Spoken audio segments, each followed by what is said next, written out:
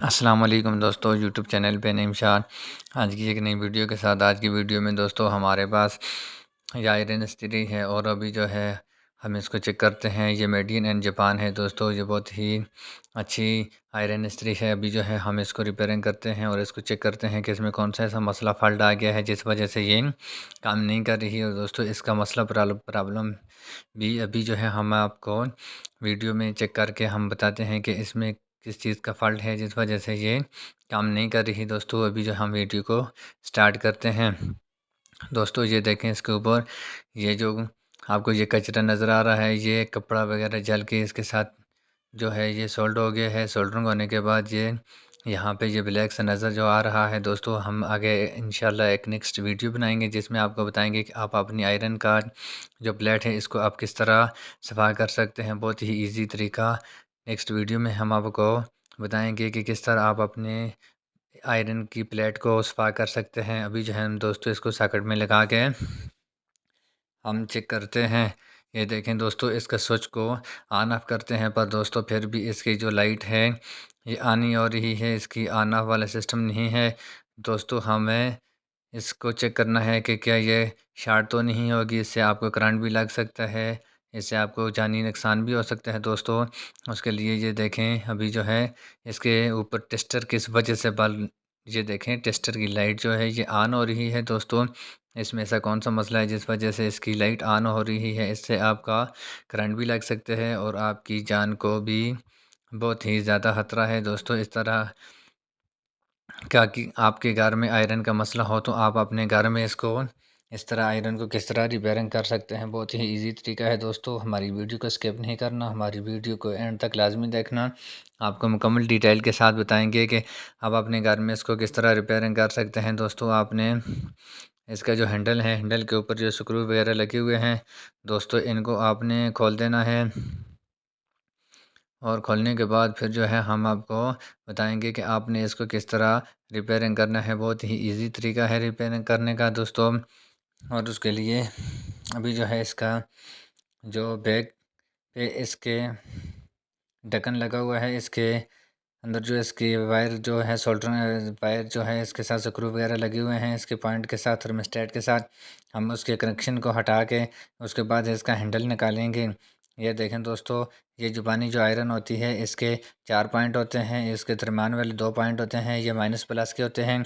और इसके जो तीसरे नंबर वाला होता है और चौथे नंबर वाला ये वाले पॉइंट जो इसका अंदर जो लाइट लगी होती है इशारा उसके होते हैं, वो भी आपको नेक्स्ट आगे वीडियो में बताएंगे कि आपने इसका कनेक्शन किस तरह करना है। दोस्तों अभी जो है हम इसके स्क्रू वगैरह को खोल के हम इसका पहले जो इसका शार्ट वाला सर्किट का मसला है उसका हम इसका प्रॉब्लम पहले ख़त्म करेंगे और उसके बाद फिर जो है हम इसको आगे चेक करेंगे।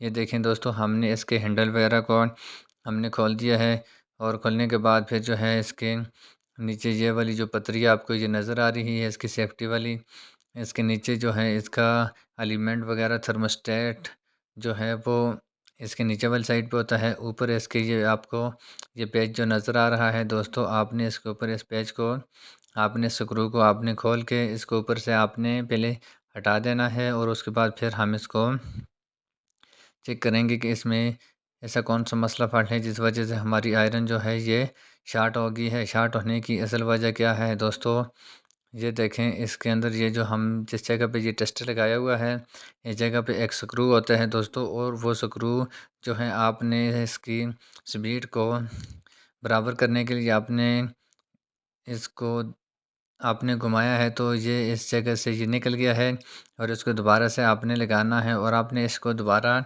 से किस तरह लगाना है, बहुत ही इजी तरीका हम आपको बताएंगे दोस्तों। इस तरह आपने इस स्क्रू को रखना है। स्क्रू के नीचे वाली साइड जो है इसकी नीचे वाली साइड पे मट्टी की छोटी सी मट्टी लगी होती है, ऊपर से इसका जो है स्क्रू ये लोहे का होता है और नीचे वाली साइड पे इसके मट्टी लगी होती है। इससे आपकी जो है आयरन इसका जो करंट सिस्टम होता है वो मिट्टी से ऊपर वाली साइड पे नहीं आता, वहीं पे वो रुक जाता है। और अभी जो है हमने चेक किया है इसके जो ये वाला जो स्क्रू था ये इससे निकल गया था इस सुराख से, तभी ये शार्ट हो गई थी दोस्तों। अभी जो है हम इसको वापस बंद करते हैं और बंद करने के बाद फिर जो है इसका स्क्रू को लगाएंगे और लगाने के बाद फिर चेक करते हैं कि क्या हमारी आयरन का इसी स्क्रू के मसला था कि इसके अंदर कोई और इसके थर्मिस्टेट में या इसकी एलिमेंट में मसला है। दोस्तों ये देखें, अभी जो है हमने ये वाली जो मिट्टी आपको नज़र आ रही है, इस स्क्रू के नीचे वाली साइड पे मिट्टी का छोटा सा पीस लगा होता है, जिससे आपकी आयरन जो है ये स्ट्रिक्ट और शार्ट होने से महफूज रहती है, इसलिए ये इससे करंट नहीं लगता। ये ना हो तो फिर आपको इससे करंट भी लग सकता है। दोस्तों अभी जो है हम इसको वापस बंद करते हैं और बंद करने के बाद फिर जो है हम इसको दोबारा से चेक करेंगे। आपने इसके 3 स्क्रू लगे हुए होते हैं दोस्तों, आपने इन स्क्रू को आपने 3 स्क्रू को आराम के साथ लगा के पहले, उसके बाद फिर आपने इसको आपने तीनों स्क्रू को आपने अच्छी तरीके से टाइट करना है। अगर टाइट नहीं करोगे तो इसके ऊपर जो मिट्टी जो है, ये जो होती है ये वाली बहुत ही वज़नी होती है, इसका ज़्यादा वज़न होता है और ये हिलने से इसके अंदर टक टक की आवाज़ भी आती है दोस्तों, इसलिए आपने इसको अच्छी तरीके से टाइट करना है।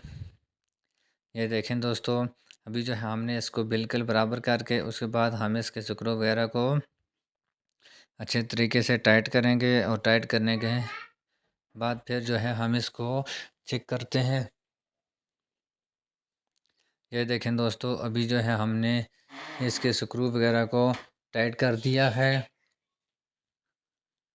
और इसके आगे वाली फ्रंट वाला जो स्क्रू है उसको भी अच्छे तरीके से आपने टाइट करना है। और उसके बाद फिर जो है हम इसके ऊपर जो इसका सेफ्टी वाला जो ये इसके ऊपर ये जो इसका केसिंग है इसको भी आपने लगा देना है। और उसके बाद फिर जो है हमने इसके ऊपर पैच लगा के इसको भी हमने इसकी जो प्लेट होती है दोस्तों, इस प्लेट के साथ आपने इसको फिक्स कर देना है दोस्तों।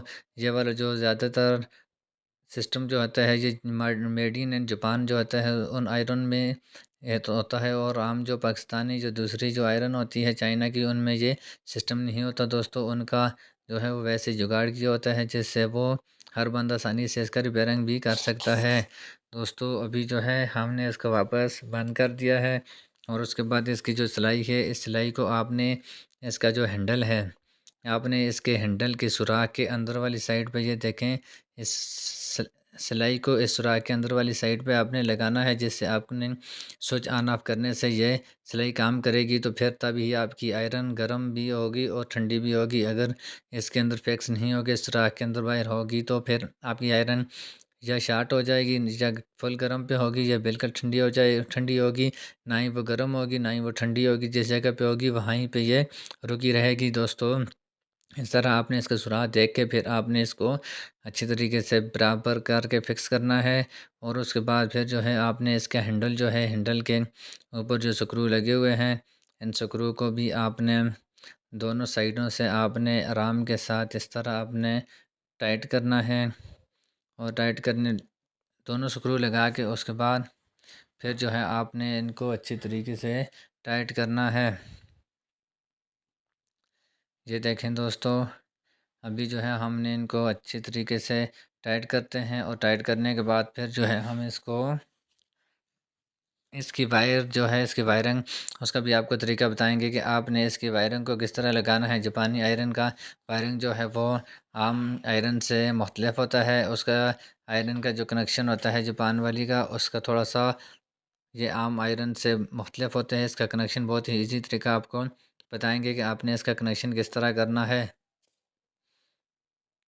दोस्तों अभी जो है हम इसकी वायर को लगाते हैं और वायर को लगाने का आपको पहले भी हमने स्टार्टिंग में बताया था कि आपने इसकी जो दरमियान वाली जो पॉइंट है उस पॉइंट के साथ आपने अपनी आयरन के जो स्क्रू है आपने इन स्क्रू को आपने दरमियान वाली आयरन के साथ एसी वाली जो लीड होती है 220 वाली, उसका आपने कनेक्शन करना है।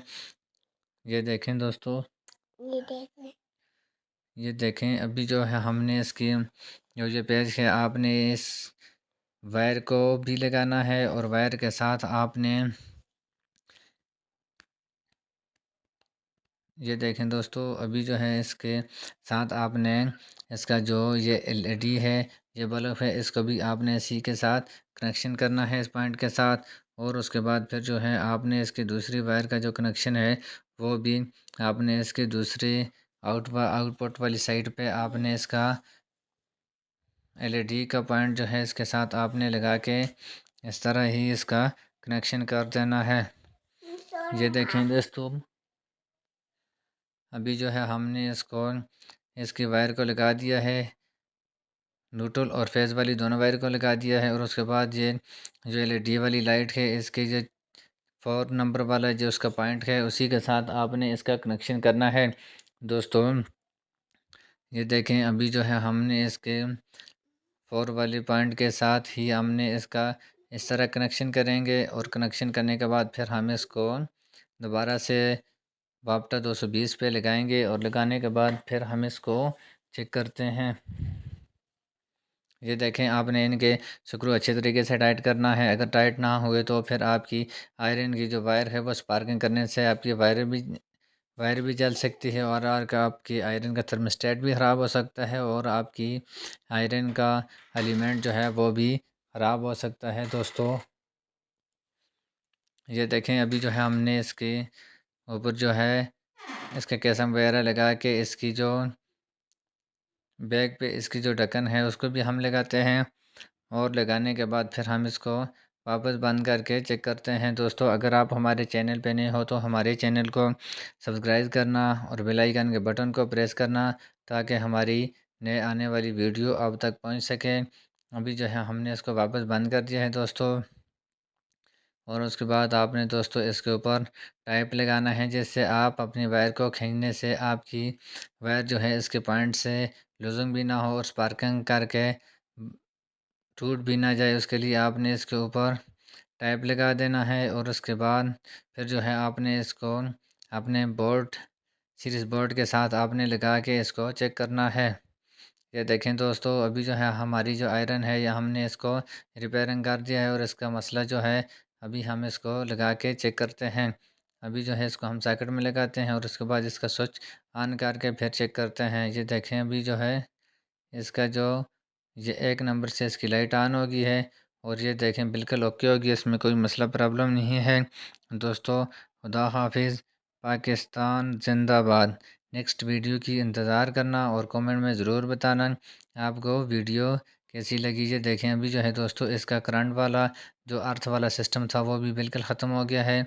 और इसके का कोई ऐसा मसला प्रॉब्लम नहीं है। इस तरह ही आप अपने घर में इलेक्ट्रॉनिक्स चीज़ें आप रिपेयरिंग कर सकते हैं।